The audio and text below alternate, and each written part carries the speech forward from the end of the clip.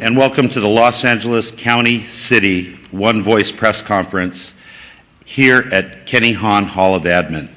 My name is Anthony Marrone, and I'm the Fire Chief of the County of Los Angeles Fire Department. The Eaton Fire remains estimated at 14,117 acres with 55% containment. Over 7,000 structures are damaged or destroyed, and we have 3,404 firefighting personnel assigned to the incident. 60% of our damage inspections for the Eaton Fire are completed. Impacted residents may continue to visit recovery.lacounty.gov to view maps showing damage assessments. Please note that these maps are being updated daily. A limited red flag warning remains in effect through 3 p.m. today for the Santa Susana Mountains, the Western San Gabriel Mountains, and the I-5 corridor. We look forward to the weather conditions returning to normal this evening. However, a moderate red flag event is predicted for this coming Monday and Tuesday. Please be assured that our firefighters continue to work 24/7 to achieve full containment of these wildfires as fast as we can. We continue to plan for the repopulation of evacuated areas when safe. The repopulation of residents in the evacuation order areas will not occur for at least one more week for the areas that are deemed safe. So when I say one more week, that does not include the entire evacuation order area. We're doing our best as we know that this is a challenge for our residents. Today, we are focused on efforts to reset department staffing to ensure our personnel get the much needed and overdue rest and recovery they require after being at work and on the line for the last 8 to 9 days straight without a break. I'm also mindful that many of our firefighters will continue to be assigned to these ongoing incidents, working side by side with fellow first responders. Yesterday, the Los Angeles County Fire Department made good progress towards partnering with a reputable 501c3 that will be able to accept cash, checks, and electronic donations for the Los Angeles County Fire Department. I ask interested donors to be patient as we finalize our donation process, and I thank you for wanting to support our brave Los Angeles County Fire Department firefighters. I would now like to introduce Gerry Magaña, Deputy Incident Commander, CAL FIRE Incident Management Team 2. Thank you, Chief. Good morning. Once again, Gerry Magaña, Deputy Chief Incident Commander for both the Palisades and the Eaton incident. In the last 24 hours, there has been little to no fire growth. With the exception on the Palisades, we've had several interior pockets continuing to burn. Threats still exist with structures and critical infrastructure, and crews continue to strengthen fire perimeter and coordinate infrastructure repairs. USAR operations continue on both incidents and are moving quickly through the areas with minimal impact. We continue to pre-position resources, and we currently have a mobilization center in Riverside County at Beaumont that are available for any potential new starts. CAL FIRE will continue to support our partners in Unified Command, and we would like to request that you remain patient with us during this difficult time. For the most current fire information, please visit fire.ca.gov.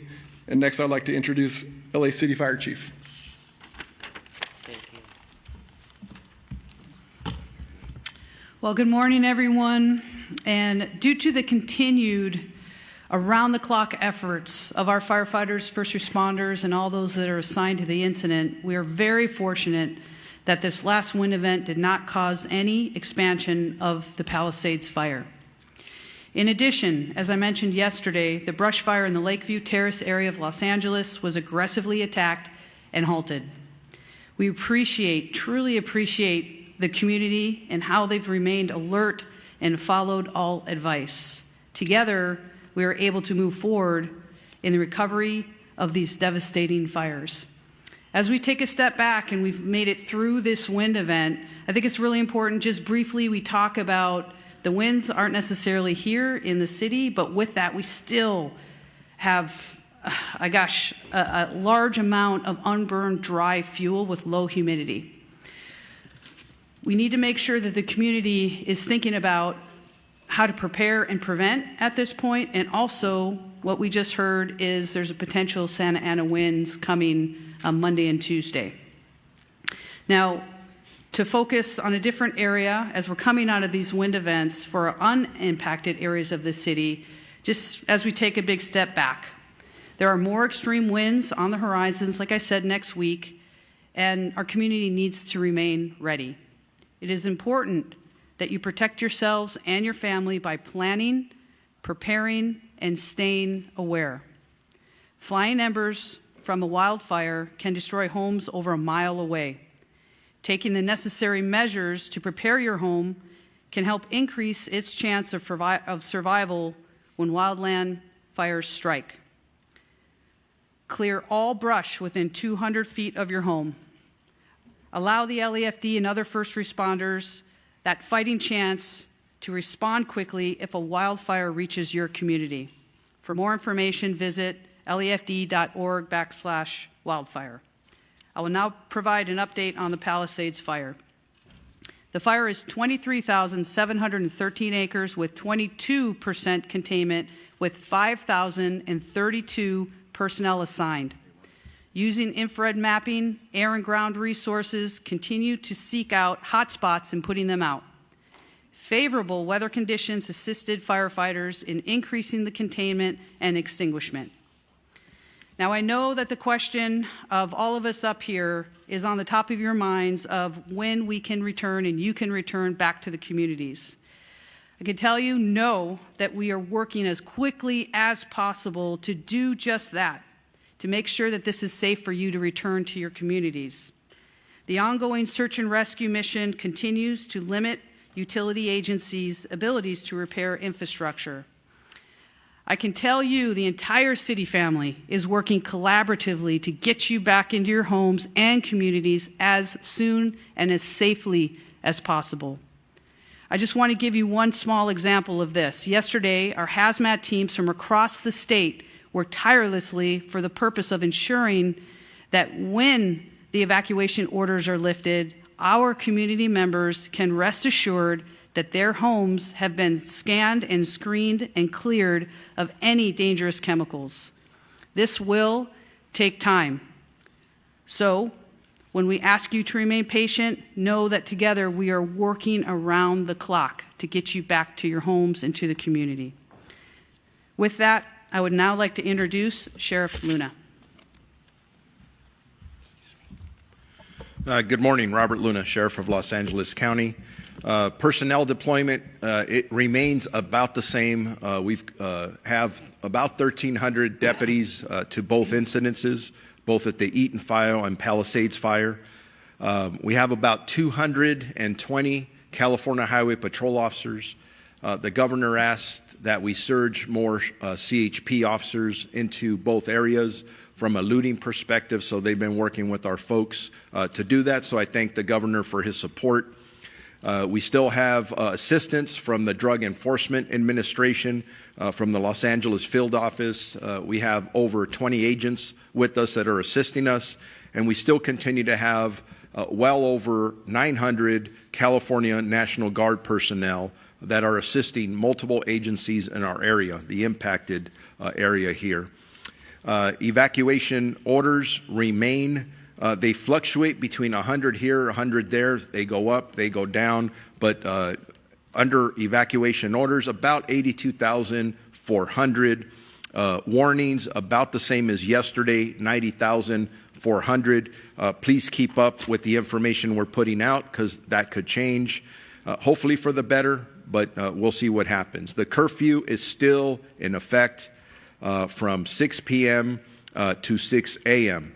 So again, you don't belong there. please do not go there. Regarding arrest for the LA County Sheriff's area, our total is at 47. We have 36 at the Eaton incident and 11 at the Palisades incident. Palisades increased by several. Last night, 3, 36, or I'm sorry, Eaton did not increase. The arrests that we continue to see, and I want to just a point of clarification for our community members. One is I talk about curfew, which takes place from 6 p.m. to 6 a.m.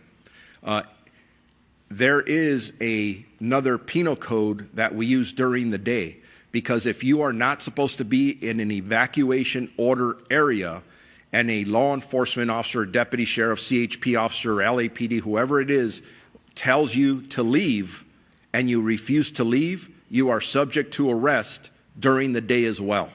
I just want to clarify that, again, if you do not have any legitimate business, day or night, do not go. You are subject to arrest. Regarding search and rescue operations, my other partners that have come before me, I think we're making it pretty clear that there are multiple reasons why we cannot let people in yet. Yes, we're trying to work towards that. I'm going to say it's probably at least a week out. You've heard that already. Our search and rescue operations continue in both the Eaton and Palisades area. Searches are continuing, and we still have a variety of work and structures to go through. But even as we're going through some of these grids, there are areas that we are holding because we believe there may be deceased victims there. We have to hold for the right time and the right resources to process the scene correctly, and that's going to take a little while. Please be patient with us. We know people want to get back into their neighborhoods, but we're talking about people who have passed, and that's not always a good thing to talk about.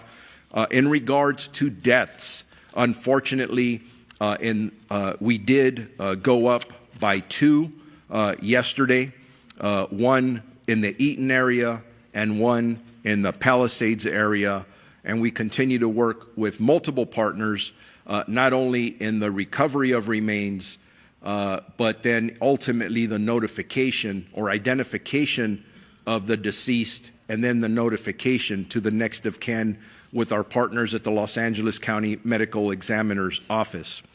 Regarding missing persons, there have been a total of 43 missing person reports taken in these incidences. Thank God 12 of them have been found to be safe. That's an increase of 7 more that were safely found, but that we do have 31 active missing persons reported, 24 in the Eaton area. That is an increase of 4 from yesterday, 7 in the Palisades area, which is an increase of 1 from yesterday. As I conclude, if you have any questions about updated either evacuation orders or warnings, road closures, please go to lacounty.gov/emergency. I will now introduce the Chief of Police for the Los Angeles Police Department, Jim McDonnell. Thank you, Sheriff. Good morning. Over the last week, the magnitude of this disaster has come into focus. I remained humbled by the scope of the destruction, but also amazed by the countless acts of kindness I've witnessed and the heroic acts undertaken by so many. We'll continue to remain committed to protecting lives and property and remain focused on keeping the public safe. As all stakeholders continue to work to make evacuation zones safe for repopulation, please know that LAPD remains on tactical alert and will continue to dedicate whatever resources are necessary to keep everyone safe. For the upcoming 24-hour period, LAPD will continue to deploy approximately 600 officers to the impacted areas, with support from the Los Angeles Airport Police, Port Police, and the National Guard, who provided approximately 600 soldiers assigned to the Palisades incident. We're very grateful for their support. Also joining our efforts, the California Highway Patrol sent additional officers to the Palisades area, and these contributions are important as they free up LAPD officers to stay focused on crime suppression and investigations. We've deployed volunteers from Team Rubicon who are answering questions at checkpoints and are easily identifiable by the gray T-shirts. I want to thank our LAPD officers and our partner agencies for their ongoing support in keeping our community safe. On the missing persons front, we continue to dedicate resources to all reports of missing persons. As of this morning, we have 38 reported missing. 30 of those have been found safe. 3 have most likely been found deceased, and 5 remain missing. We have no new fire area-related arrests or notable arrests within this last 24-hour period. If you notice anything suspicious or potentially connected to these incidents, please report it immediately. You can do so anonymously through Crime Stoppers or by calling Los Angeles Crime Stoppers at 800-222-TIPS or by visiting lacrimestoppers.org. In closing, I know that for so many, the events of the last few days have been life-altering. Please know that as we move forward, the LAPD remains committed to keeping you and our community safe as we recover. Thank you. I'd like to introduce now U.S. Environmental Protection Agency Incident Commander Tara Fitzgerald. Thank you. Good morning. I'm Tara Fitzgerald. I'm with the United States Environmental Protection Agency. The U.S. EPA has been tasked by FEMA to conduct Phase 1 household hazardous materials removal in the burn footprints. We are beginning this work today. We have personnel on the ground in both the Eaton and Palisades footprints conducting assessments.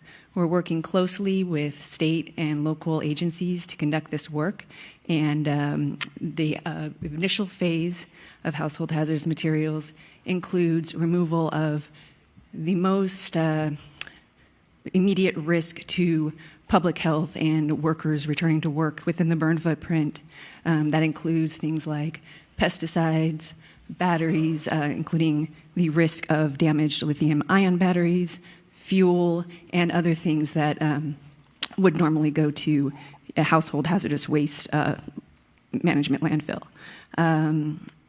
Again, we are working quickly to ramp up and look forward to being able to support this recovery effort. Next up is LA County Public Works Director Mark Pistrella. Good morning, everyone. And again, my heart goes out to the residents of both fire areas within the city and the Altadena area. Right now, the public works directors from both City of Los Angeles and myself for the County of Los Angeles are actively assessing the damage that's occurred to these fires and making provisions to create safe access for our residents and make the lots safe as well for enter. We are advising the sheriff and the chief of police from the cities about repopulation. Our part in that is to be certain that we can get a resident back in free from hazards when they enter their property. The properties have been damaged beyond belief. They are full of sediment, debris, silt, and hazardous materials. You just heard our partner from EPA who are here to help us remove and prepare the area, remove the toxics from the facilities. But what remains is a load of debris that also has to be removed from the site. So we are working on that process of debris removal in conjunction with the City of Los Angeles. We are also working with utilities, as I said, to restore power, water, and sewer to the locations, all of which have been damaged to the point that they cannot be delivered safely currently in most of the areas. Some areas, as Sheriff alluded to, may be able to return because those communities didn't suffer this much infrastructure damage. We are also, as the Chief Engineer of the Los Angeles County Flood Control District, we are also assessing the impact to the flood control system that serves the entire region, including both these burn areas. Both areas suffered watershed damage, burn to such a significance that we expect massive debris laden flows when it rains. Our system of flood control is designed to handle that debris along with the streets. However, in an event that we have major rain, we do expect that all of the street areas and all the communities will be impacted by debris flows that could be hazardous to human health. In order to address this, we are developing plans for both areas to capture and hold this debris back as much as we can during a rain event. I have to give everyone an early warning that we do expect the window to open for rain in the later part of this month, and so we are already pre-deploying labor forces into area to make sure that the flood control system is ready, as well as our street system is ready, again, as much as possible for that rain event. So we are coordinating utilities. We're advising both the city and the county about our readiness for people to return. That work is ongoing, and we will continue to provide updates as we make our way through the system, so that essentially you can live there safely and our first responders can serve you. That's the other thing, is we could have incidents once you get back in, and we need to have the access in place and the water in place to, take care of what may be future incidents, even structure fires. So there's lots of work to do for our public works agencies in order for us to say that these areas are ready to be restored. Lastly, on rebuilding, the rebuilding process will be streamlined. It will be organized as directed by both elected bodies, but particularly the Board of Supervisors have directed me to prepare the Altadena area as if it is a master plan community in which we are redeveloping the entire area. This master planning is already beginning. When I say master planning, what I'm talking about is preparing your properties for you to restore your homes on them. That again involves master planning all the utilities, the water system, the sewer system, and the road system. The first step in that process of development is to remove the debris from the site. As you heard from EPA, they'll take the toxics off. The county, in conjunction with the city, will be doing a debris removal process in which we will work together to safely remove the debris from an environmental perspective and from a site readiness perspective, so that your property will be ready to be rebuilt on properly and orderly. That system is already in place. We're working with the federal government and the state government to put that into place, and there'll be more information to come on that process. If you want to learn more about the rebuilding process, please go to recovery.lacounty.gov. Thank you.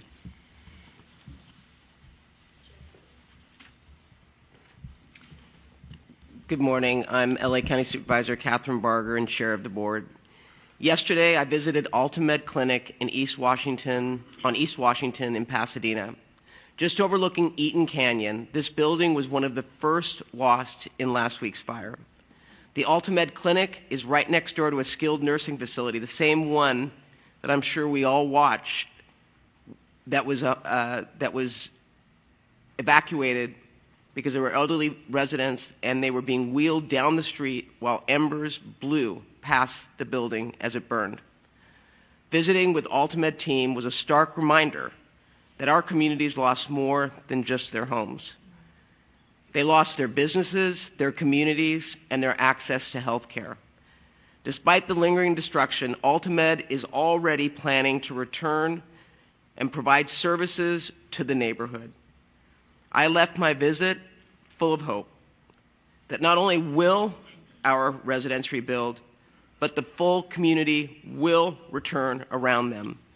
This morning on Lake Avenue next to the grocery outlet, a large sign stands saying, "Altadena strong, we will rebuild."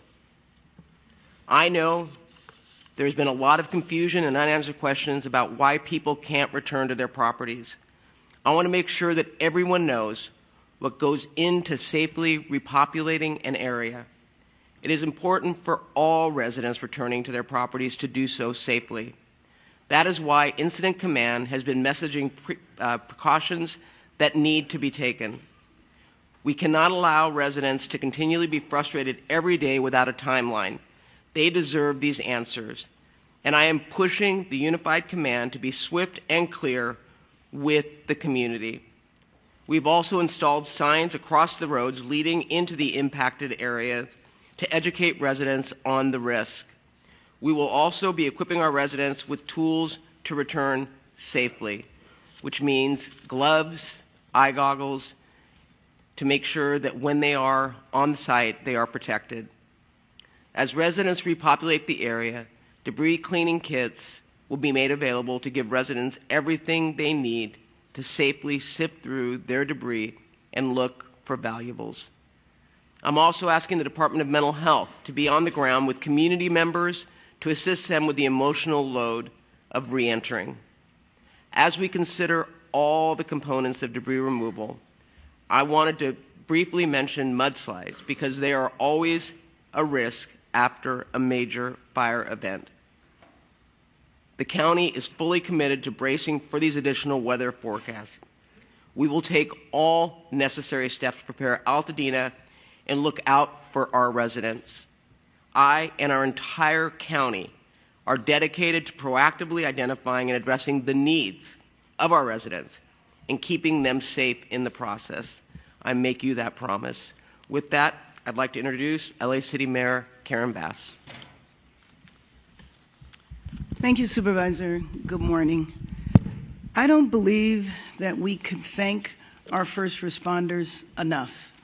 The firefighters, the police officers have been working 24 hours a day, 7 days a week through this emergency. We have to make sure that we can continue to help them, and so I will reiterate, as I've said the last couple of days, if you're in an area where you're not supposed to be, please leave. If you're in an area that is still facing a warning, please get ready to leave now and consider leaving early. I am hoping that as the winds subside, that we can see a light at the end of the tunnel and that individuals can get their life back on track to recover and to rebuild. Yesterday, I was at the Disaster Recovery Center. It opened full-time yesterday, beginning at 9 in the morning, and over 300 families visited. I hope that people will continue to encourage and spread the word about the disaster recovery centers. There is a variety of services that you can get there. Short-term financial and housing relief for evacuees, driver's license, California IDs replaced. FEMA and SBA are there to assist businesses, and I'm extending the deadline to file city business taxes from the end of February to the end of March. Crisis intervention services are there, and while you're in the recovery center, you can see the emotional toll that this disaster has taken on people. As I spoke to people who had lost their homes or who were not sure the status of their homes, missing pets, the toll you can see mounting on them. But what was hopeful was the fact that there were services there to take care of them. There are mental health and other social services that are there. I was also encouraged that there were a number of people sitting at the city services tables who were ready to rebuild. The executive orders that were put in place are already being implemented. City departments were there. Building and Safety, Department of Water and Power are there on site. And I want to thank the incredible work of many nonprofits. Of course, the American Red Cross, Team Rubicon, Habitat for Humanity, an organization that actor Sean Penn created called CORE to help people get housed as soon as possible. And then yesterday we received an important announcement from our insurance commissioner, Ricardo Lara, that State Farm Insurance will offer renewals to affected policyholders. This is extremely important because we know in some of the affected areas, insurance companies were already pulling out. And the fact that State Farm is not going to do that, I think is very encouraging. So the Disaster Assistance Center is located at the UCLA Research Park, which is on the corner of Pico and Overland. It's open from 9 a.m. until 8 p.m., 7 days per week. And please, please, please spread the word so that people know that those services are available. And as always, if any Angelino has any questions about assistance, recovery, or how we might move forward from this crisis, please visit lacity.gov. It's now a one-stop shop for assistance for those impacted and a place to help Angelinos find ways to get involved. And I think the involvement of Angelinos has been so impressive, people going out of their way to assist others. Yesterday, I met an optometrist who was replacing glasses for free for people who had lost their glasses who were in a shelter nearby. And we know that people are stepping up around the world to support Angelinos. LA's sister city, Busan in South Korea, pledged to donate more than $100,000 to support our recovery efforts. Japan also contributed to the Red Cross. YouTube and Google are contributing $50 million to organizations providing immediate relief in LA. The California Community Foundation's Wildlife Recovery Fund has received more than $24 million, with the first grants being distributed tomorrow. Those donations are from more than 23,000 donors. I want to make sure that people know the website, calfund.org, calfund.org. We're concerned, as has been mentioned in previous press conferences, that there's a number of sites that are fake, and we want to make sure that people give to the correct site, calfund.org. The kindness, generosity, and the spirit of the community that I have seen from so many Angelenos over the last few days really does confirm that we are going to rebuild, and we will rebuild and restore and build even better our city of Los Angeles. Los Angeles strong, we are one city, we stand here united. Thank you, and let me introduce Supervisor Lindsey Horvath. Thank you, Mayor. As you've heard, the red flag warning is no longer in effect. You can expect cooler temperatures and higher humidities, though next week we do anticipate Santa Ana winds returning. Continue to check emergency.lacounty.gov for the latest updates and resources on emergency conditions. With regard to county services and school updates, for FEMA assistance, you have until March 10th to apply for individual FEMA assistance and 18 months to complete the paperwork. Please apply ASAP so you are in their system and you have that 18-month window to work with them to receive all of the benefits that you not only need in this time, but you deserve.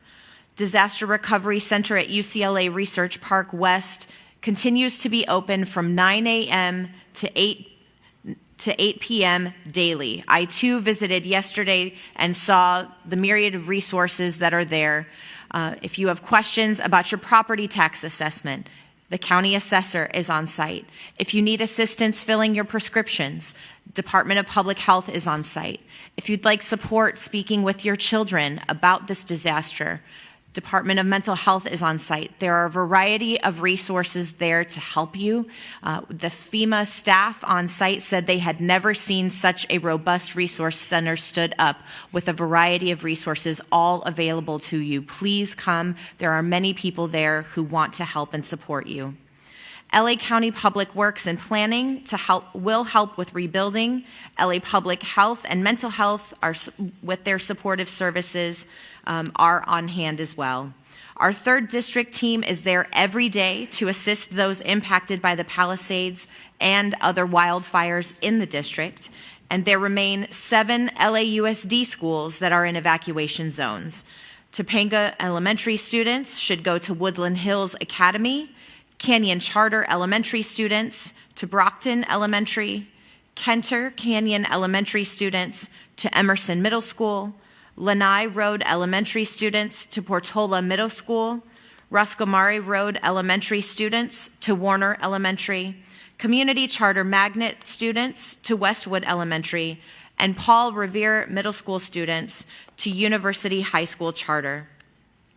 For animal support, please call our Department of Animal Care and Control at 562-940-6898 to help with pet reunification. This is on the county areas. Our DACC staff and mutual aid partners have successfully evacuated over 100 animals to the Agora Animal Care Center. I was there yesterday and got to see many of the evacuated animals, including beautiful tortoises from the Topanga area.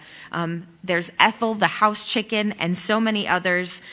We are so grateful to those who are supporting our animal companions. It gives people peace of mind to be able to leave their homes and know that their beloved animals are being cared for in this very difficult time.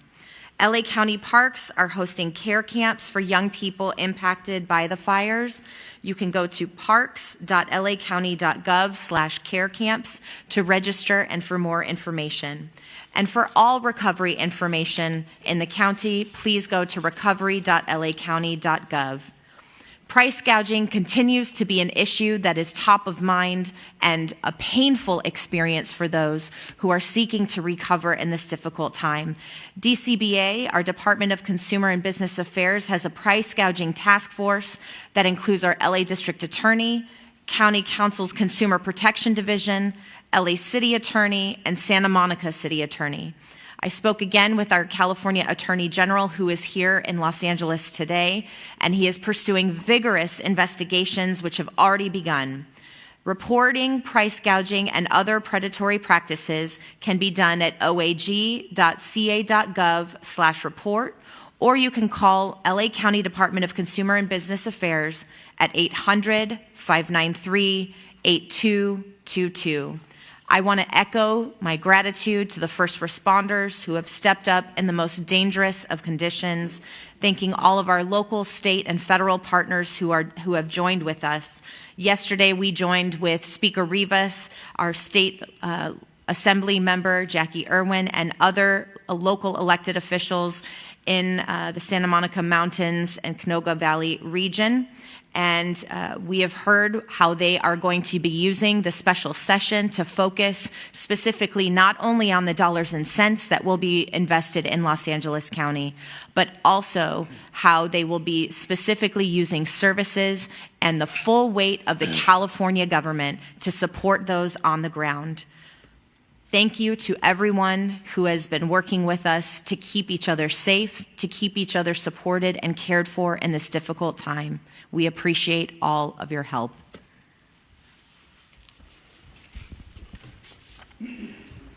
Helen Chavez Garcia, Communication Director for Chair Kathryn Barger. We thank the Superintendent of Public Instruction, Tony Thurman, for being here today and showing his support. We will now transition to the question and answer portion of this press conference. I want to announce this is the last press conference that we will be hosting on a daily basis as a one-voice effort. We will transition to press conferences on an as-needed basis to show a unified voice. With that being said, please raise your hands, announce your name and the media outlet you are with, and a microphone will be brought to you. We're going to start over here on the lower left. Hi, Grace Tui, Los Angeles Times. We had heard about a landslide or a hillside collapse in the Palisades fire area and was hoping to get some details about that incident, what might have caused it, and if we're concerned that that might be an issue moving forward in either of the fires, obviously before rains even come. I know you guys were talking about rains. Thank you for your question.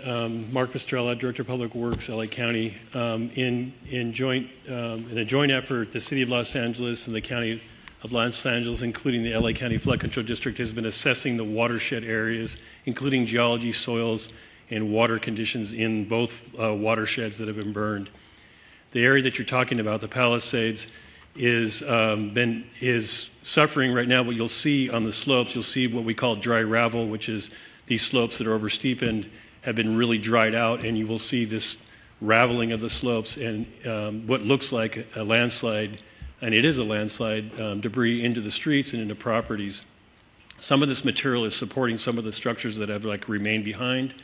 There has been inundation to some extent of water into the system. You can imagine the amount of water that was placed in the firefighting effort. There were also gas lines and water lines that were destroyed in the system. I can speak for our LA County waterworks system in the Malibu area, where we have assessed our system and got all of those, cut water off where we didn't need it leaking all over the street. We did that for two reasons. One is because we wanted to maintain a water pressure in the system and not lose it to properties, but also in anticipation that it could grease the wheel of landslides. One of the other areas that residents may be noticing is the lower Topanga area.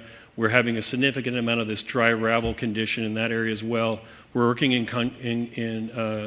consultation and side by side with Caltrans to maintain those slopes so that we can continue to have access into the area. So a warning to all the residents, no matter where you live in LA County, if you have slopes behind your homes, or if you're located on the top of a slope, these slopes have become fragile. The soil that is supporting your home have all become fragile and damaged, if you will, due to the events that we've had, wind included.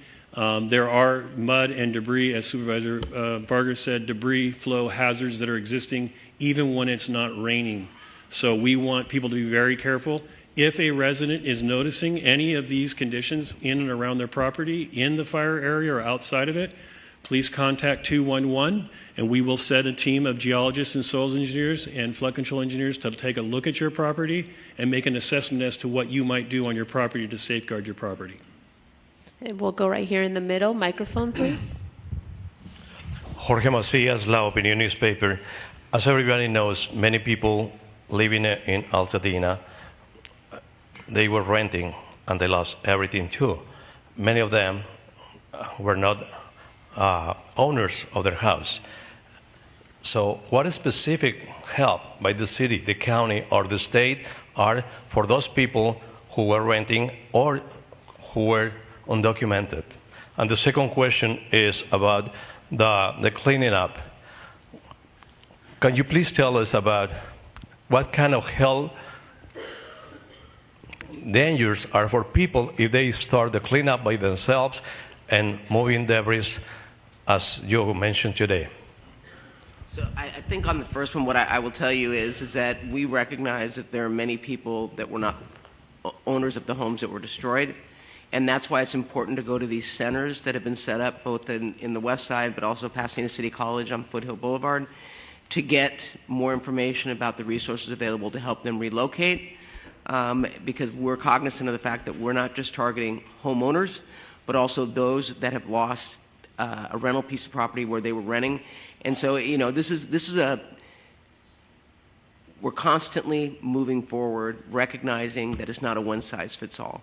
And so, again, these centers, as the mayor said and my colleague, Supervisor Horvath, have everything under one roof. I've been out there, and I've been so impressed with the fact that you can get, you know, documents, information about rentals, I mean, across the board. So I would encourage people to go and access all that information. And then I'm going to let Mark Pastrella answer the second part. Supervisor, I have Dr. Davis answer the health question. Come on. Go ahead. Hello, Dr. Manju Davis, Los Angeles County Health Officer with the Department of Public Health. It's a great question that you ask. You know, we talk about getting folks and cleaning up before people get back, but we recognize that there may be a point where people do get back. But understand that as you think about fire-damaged areas and everything that was in that, there will still be some hazards. You know, there's asbestos, there's heavy metals, and other chemicals that would need to be taken care of. And so as people go back into these areas, we really want them to take precautions. So wear closed-toe, sturdy shoes. You know, keep an N95 mask or a P100 mask on in order to not breathe in any of this dirt, soot, and contaminated ash that's in that area as you move around. Just consider it as if you're walking into a dirty room with light dust. Each time you move around, each time you move something, it sort of stirs that up, and there's some risk related to that. So even wearing goggles as you do that is important to do as well. And as you're coming out of that area, you know, try to dust yourself off. Use baby wipes to, you know, clean that off so you don't take that into your car or wherever you're staying. But there are those risks that are still there, which is why this debris removal process must happen in a certain way. Take out those visible hazardous household materials that may be there. Then think about how that cleanup is going to happen in terms of the fire debris, the burned structures, the materials that were there, the foundations. All of that must happen in an organized way. And so there has been an order released in order to specify that unsafe removal of fire debris should not happen, and to specify that must have the hazardous materials removed first, and then debris removal program will be put in place. If you choose to do it on your own, you must follow certain steps and get approval prior to that happening. So those are some of the risks, but we know that as people go back, we do want them to wear those N95, wear sturdy shoes, long sleeves, long pants, and wear some goggles if needed as you go through and assess your property. Thank you. We're going to go over here in the front. Sorry. Josh Haskell, ABC7 Eyewitness News. First of all, on repopulation, since we don't have an exact date yet, we know that it's going to take time, especially for those dangerous areas. We're getting a lot of questions about people that they don't necessarily want to go back and stay or spend a lot of time there. They want 15 minutes. They want to get that medication, take a look at their property, have eyes on their property. We know that there were escorts, then there weren't escorts. What is the current status of that? How do people get in contact to get a particular escort to their property? Who can they reach out to? And also some of the questions that we're getting from viewers, I just want to ask one. It's about water quality. If you don't live in the fire zone, what is the state of your water? Has ash gotten into the entire water supply? Thanks. Yeah, so that's a good question. So I'm going to answer as a member of a unified command team, because when you talk about water quality, we're talking about public health. When you're talking about hazardous materials, we're talking about Fed EPA. You know, we have three types of structures that are in the burn area, the evacuation area. We have structures that are unaffected, we have structures that are damaged, that are still standing, and we have structures that are destroyed. It's just a foundation. So we want to make sure that some of the things that we do to allow people to enter the area to see those three types of structures, because there won't be any medications left at homes that are completely destroyed and that are a foundation.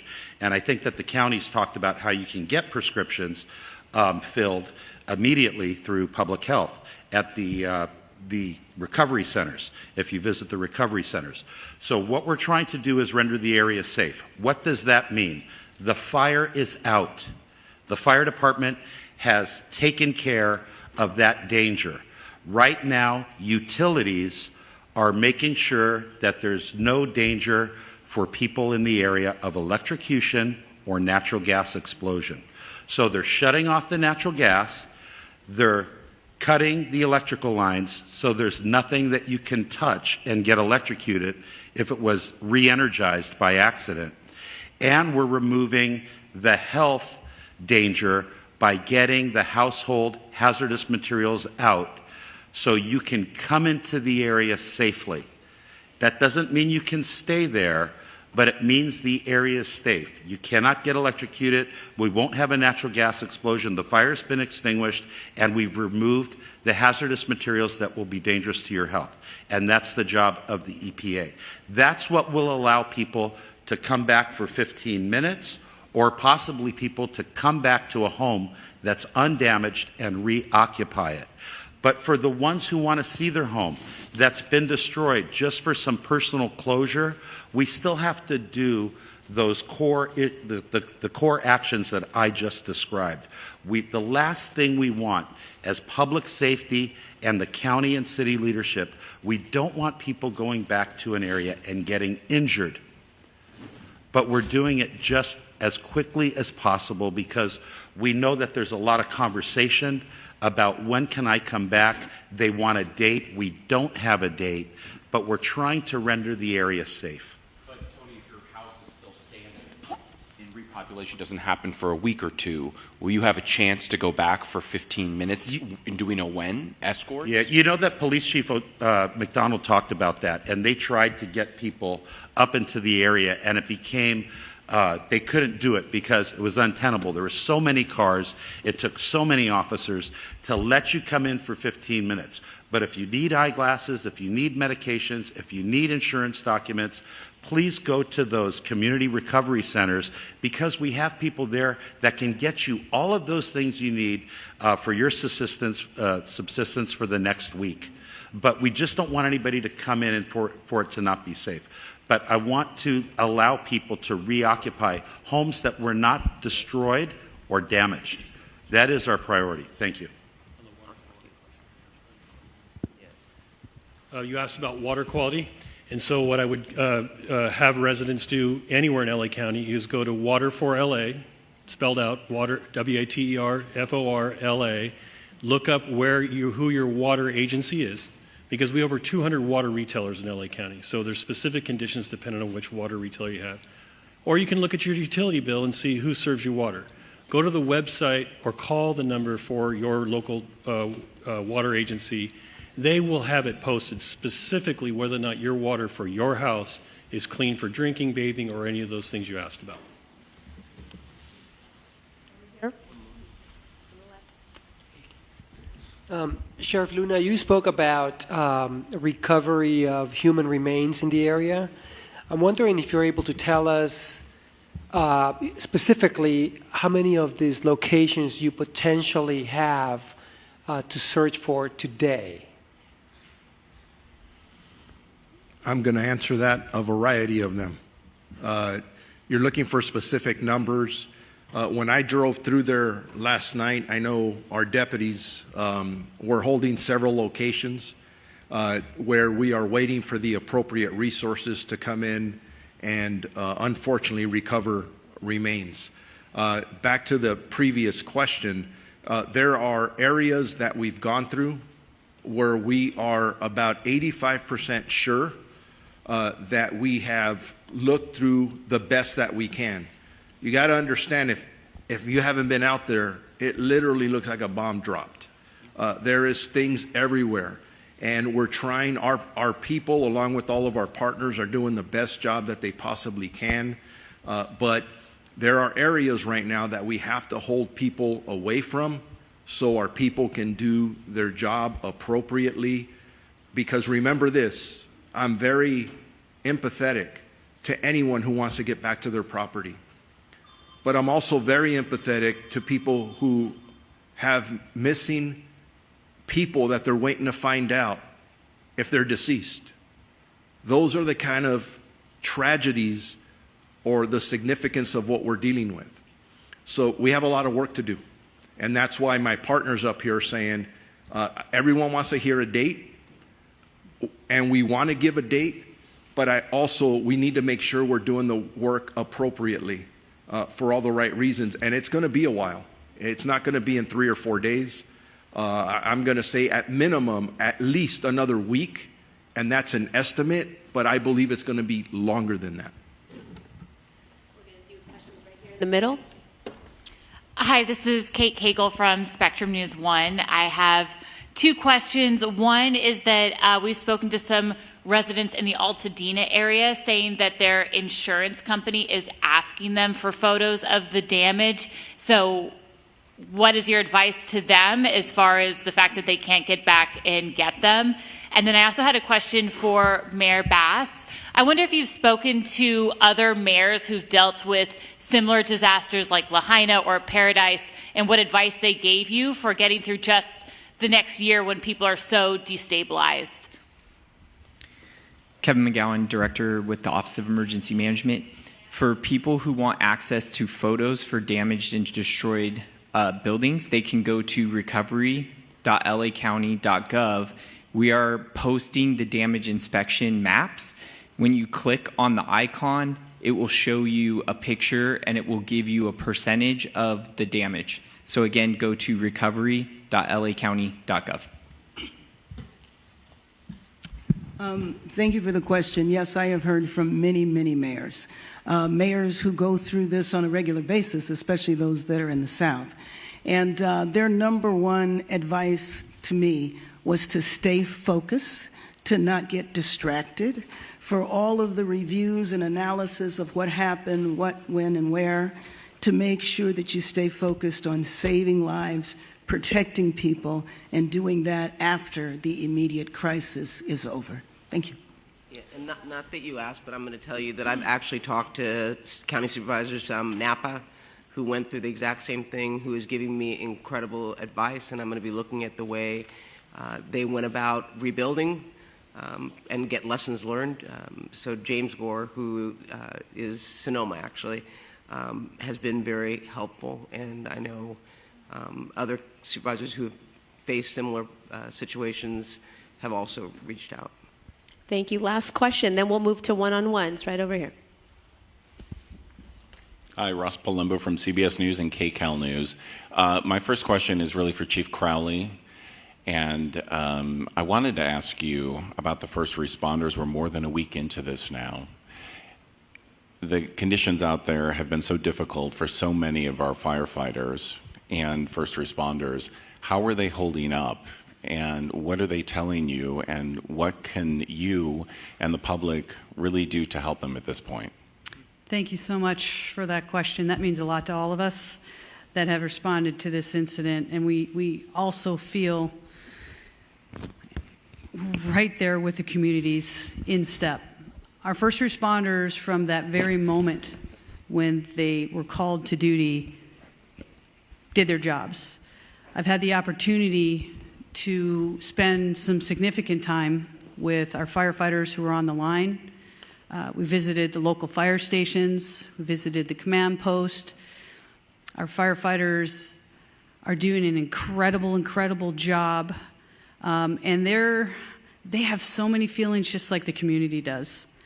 I tell you, our firefighters, first responders, everybody that's involved with this, the amount of love and outpour and support from across the world all the way down to the absolute community members that were negatively impacted and really heavily impacted by this, they feel that love and support. Specifically to our 20 engines that are still actively engaged in Palisades, they've been there since day one. Spoken to a number of them as well, and they are working hard. They're going to continue to focus on our mission with everybody else here.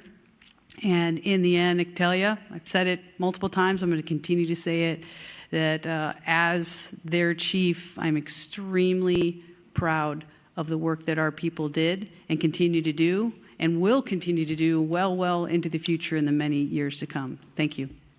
Thank you. That's the end of our press conference. For one-on-one requests, please approach the front. Spanish, if you want a Spanish interview, please assemble over here. To my right, we will do a press gaggle. We have 2 Spanish representatives from each of the different fire departments.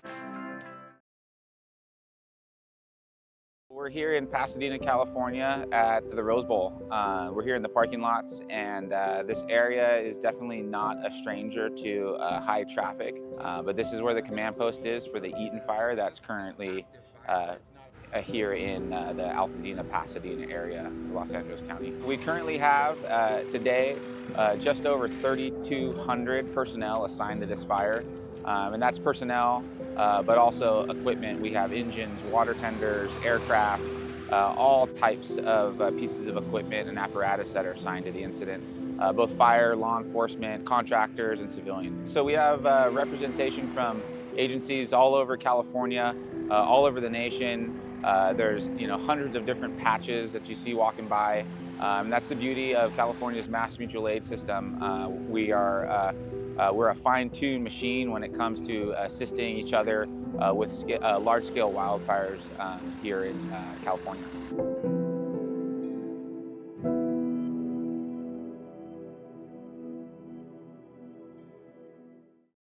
When disaster strikes, whether it's fires, floods, or an earthquake, some essentials may become harder to find.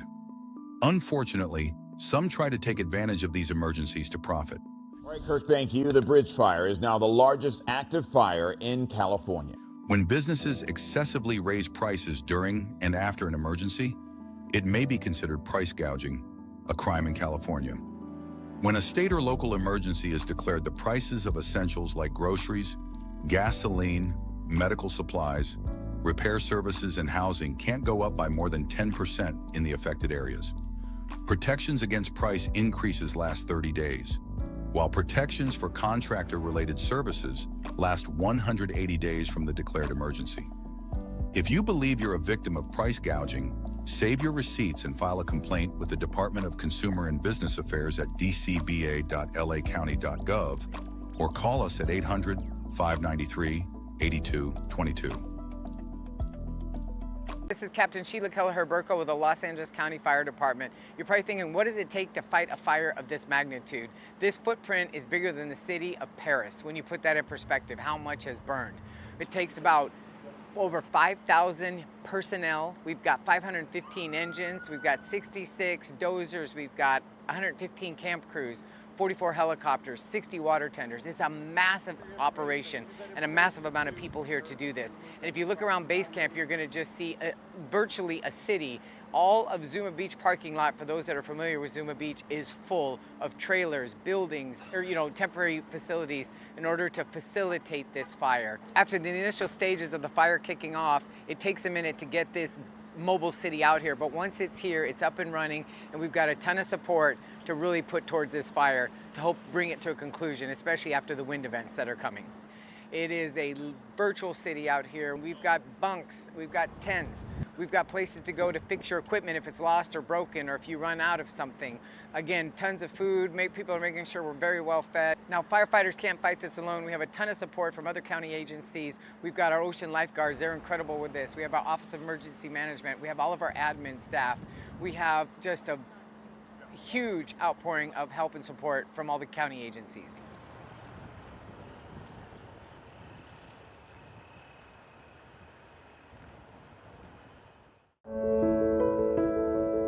So today what we have is a local assistance center, but even more importantly, it's a disaster recovery center that FEMA has brought resources to assist victims from disasters. You can register with FEMA out in the front and follow up with the assistance that you might need.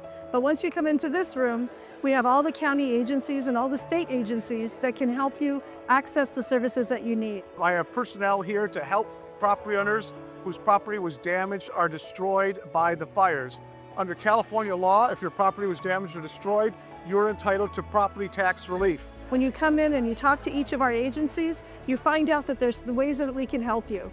Can't make the whole picture whole, but we can at least put puzzle pieces together, and so you're on the pathway to recovery. My family, we lost our home in the fire. It's been very devastating. Here at Pasadena City College, they have a lot of great resources, more of a one-stop shop. In the long term, we also want to make sure that we meet the needs of residents who are displaced or who might need a little bit more special service that the county government or the state government and the federal government can't really provide. So it becomes a more intimate relationship with the nonprofits and people who have lost as they try to get back on their feet and try to get back to a normal way of life. One of the things I particularly want to emphasize right now is that scammers and profiteers are already at work. Do not pay for anything, for any government service. There's nothing that these people can do to help you with your application more than you can get directly from us.